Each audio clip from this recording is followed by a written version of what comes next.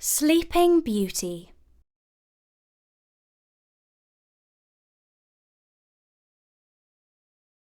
Sleeping Beauty.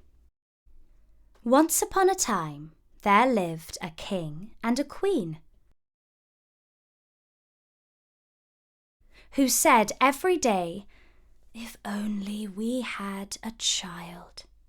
After many years, their wish came true and a baby girl was born. Oh, how happy they were! They shared their joy by inviting 7 wise fairies to the palace.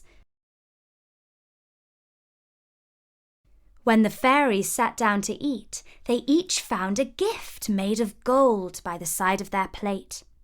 Now, there was one other fairy whose magic was more powerful than all the wise ones put together.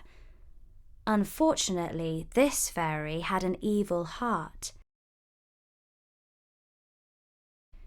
When she heard of the celebrations for the baby princess and found out that she had not been invited, she took great offence. Towards the end of the evening, each of the wise fairies gave a magical gift to the baby princess. The first wished her the gift of reason. The second wished her the gift of beauty. The third wished her the gift of grace. The fourth wished her the gift of music. The fifth wished her the gift of dance. The sixth wished her the gift of... Well, we do not know what gift she would have wished for, because at that moment the evil fairy appeared in the centre of the great hall, her mouth fixed in a false smile and her eyes delighting in spite. "Do forgive me for dropping by uninvited," she said. "I will not keep you long. I have come to wish my own gift upon the baby princess." While the evil fairy held everyone's attention, the 7th good fairy hid behind the curtains. The wicked one continued, "I do so wish that the dear little princess shall grow up to be a radiant, accomplished and beautiful girl of 16 years, the delight of her parents' eyes. And then, on her 17th birthday, she shall prick her finger on the needle of a spinning wheel and die." How do you like that? Still laughing dreadfully, she strode from the hall. Amid the uproar, the 7th wise fairy stepped out of hiding and waved her wand to cast the spell of silence. "There remains a 7th and final wish that is mine to make," she said. "It is not in my power to entirely overcome the evil wish, but I can at least do this. When the princess pricks her finger, let her not die, but fall asleep for 100 years until she is awoken by true love's kiss." The very next day, the king passed a law forbidding anyone in the land from owning a spinning wheel. After that, no one ever spoke of the ill-fated banquet. The child, whose name was Talia, grew up to be as talented as she was beautiful. But she was also strong-headed, and when, on her 17th birthday, the king and queen forbade her to leave her room, she disobeyed them. She climbed out of her window to avoid the guard on the door and walked around the grounds of the palace.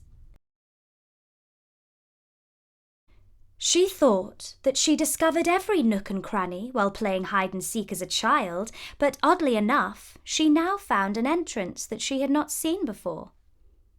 She went through it and climbed the winding steps of a tower. Up she stepped until right at the top she came to a room. The door was ajar. Inside, she found an old woman working intently at a strange wheel. "Pray tell me, good woman, what is that?" asked Talia. "Don't you know?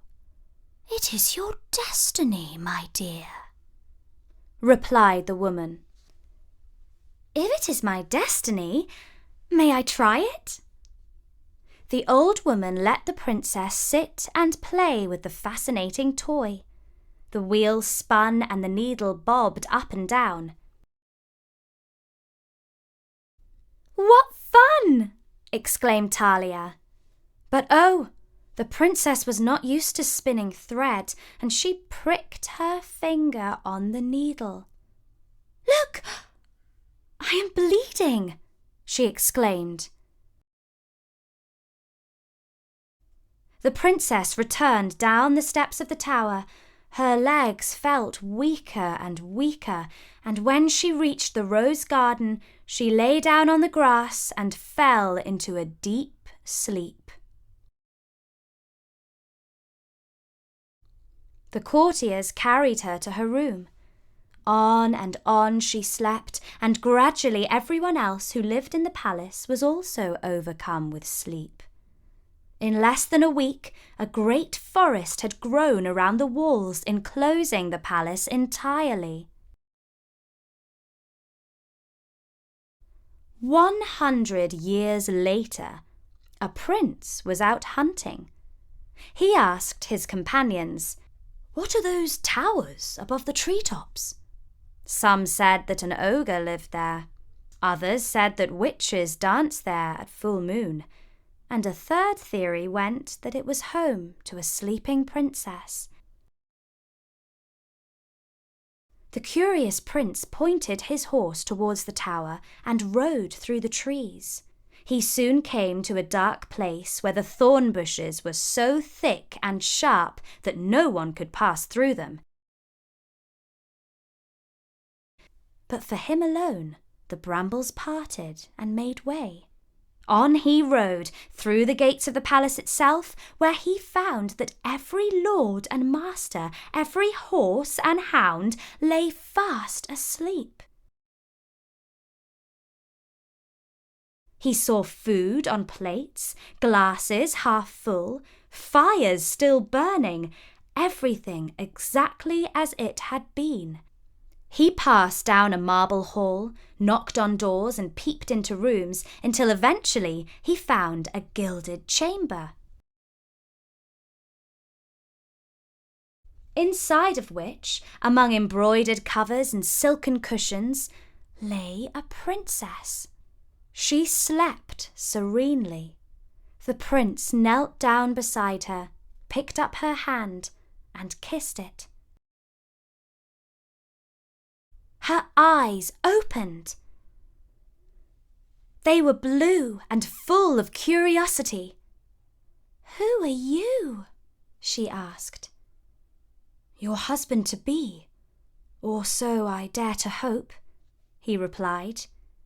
And the very next week they were wed. And that was the story of Sleeping Beauty, as told by me, Emma, for StoryNori.com.